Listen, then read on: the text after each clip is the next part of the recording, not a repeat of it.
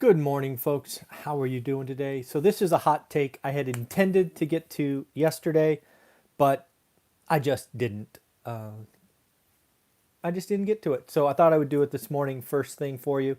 And this is, of course, what I believe to be the battle royale that is brewing between millennials and baby boomers. And this is likely to be a battle that goes on for the next 10, 15, 20 years. Ultimately, with the millennials, I don't know, do you really win a battle royale? I guess you do. But there is going to be a transition of power, a transition of politics, and a transition of wealth. And the sooner the millennials realize what is going on, the sooner, the more drastic, the more disruptive it is going to be. If you've been following this channel for a long time, you know that I've been a proponent of the K-shaped recovery. Essentially, everybody went down together in kind of March and April. And now what we are seeing, given the Fed and Treasury's involvement, there's the K where part of our population is frankly winning and crushing it, and part of our economy is losing and losing big. And one sec. It's what happens when you do these live. I'm sorry. But what you see behind the data is telling. What you see behind the data is, why, thank you, is something we need to be paying attention to. And that is simply the wealth, the distribution of wealth in our economy is as highly skewed as it has ever been. So let me describe that to you. As we did some numbers, again, this was sourced from the Federal Reserve, right? So that's the source for this information. You could look it up.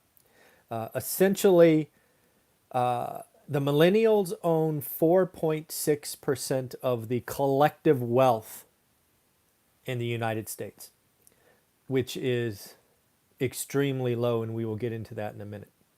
Just to round out where it all resides, from millennials, you go to Gen X, which is the generation I happen to be a part of, is 25% of the collective wealth in the United States.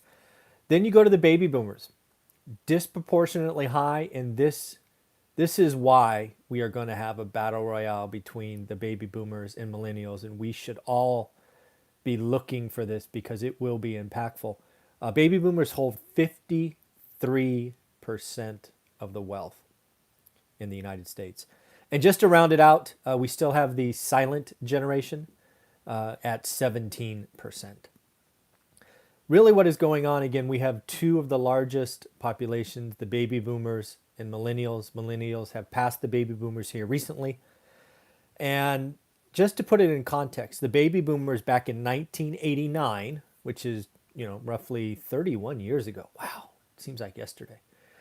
They had roughly 21% of the wealth. So the Federal Reserve is trying to compare where baby boomers were at the same time as millennials. And again, this is very telling. Remember that millennials sit today at 4.6. Baby boomers, same time 31 years ago, 21%. This is even worse when you look at stocks, right? Again, the stock market has come roaring back, right? It's V-shaped recovery time, right? Not for millennials. According to the Federal Reserve, millennials own 2% of stock wealth, where baby boomers own 55%. K-shaped recovery. Baby boomers own more than half of the stock market wealth. So if it goes up $2 trillion, the baby boomers collect more than half that. Millennials collect nearly nothing. This is why we are going to have a battle. It probably starts in politics first. I believe this will be the last election cycle where we have two candidates in their 70s. I believe what we will likely see in 4 years from now, certainly 8 years from now, is younger candidates. I do not think millennials, Actually, let me change that. I hope millennials realize what is going on and take a more active role in leading the country. They are the largest population. They should have the largest voice. And to see what is going on now, to see what the millennials are, they're really behind the curve. My daughter is a millennial. And to see that that generation is, for the first time, not thought to have a better life than their parents is disappointing. So I would expect, as we go forward, certainly not this election with two 70-year-olds running, but 4 years from now, it is very likely we are going to see a political winds change. And my guess, my hope for the millennials is they take a larger voice. And it could be punitive. I mean, we could see legislation that basically, frankly, takes from the baby boomers. Maybe, the estate tax changes. Maybe the benefits that the baby boomers have become used to, have gone after, have leveraged. Maybe those get taken away. They won't be punitive like, hey, baby boomers lose it, and if you're a millennial, you keep it. They won't do that. But there has been lots of things the baby boom generation has leveraged, have huge war chest, comparatively speaking, that the millennials just don't have. And again, it's sad. 4.6% of the wealth for the largest generation. They have at least experienced the Great Recession. They were likely young, but they saw it. They've been asked in many cases to spend a disproportionate and very high amount on college. They have come out of college, some of them into job markets that are less than ideal. It is no wonder that we hear often from the millennial generation, cancel rent, other kind of socialist things. They don't have anything. And they see Generation X, they see baby boomers with so much. Is it any wonder that AOC has a voice and a large following? AOC from New York is likely going to have a larger and more impactful voice going forward. She has tapped in, at least as far as I can tell, to the millennial generation. If she can arm millennials to be active, right, instead of just noisy, but actually show up at the polls,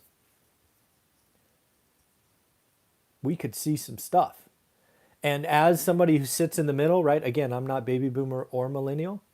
I'm in the Gen X group, kind of wedged between two monster groups.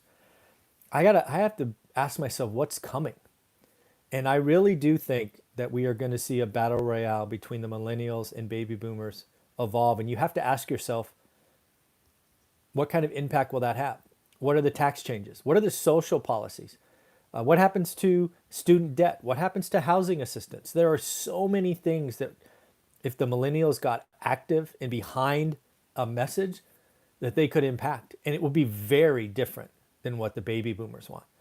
There is no question that what is good for millennials is bad for baby boomers, and what is good for baby boomers has, at least so far, been bad for millennials. So I think we need to pay attention. The fact that millennials have 2% of the stocks, bad. That'll be interesting to see if all this Robinhood activity changes, but again, according to the Federal Reserve, 2%. And again, 4.6% of the wealth, comparatively speaking to baby boomers in 1989, they had 21. You can't argue the numbers. That will change. Millennials are coming. So we got to figure out what and when that will happen, what is going to change, and then what do we do with it? So thought I would share that with you. I thought it was very interesting. Again, the K-shaped recovery in real life, right? Millennials are on the bottom, baby boomers are on the top. Should it be that way? I don't think it should be that clear. I don't think it should be that easy. If you're young, you're this way. If you're old, that way. kind of feels non-American to me. All right, everybody, take care. Have a wonderful day.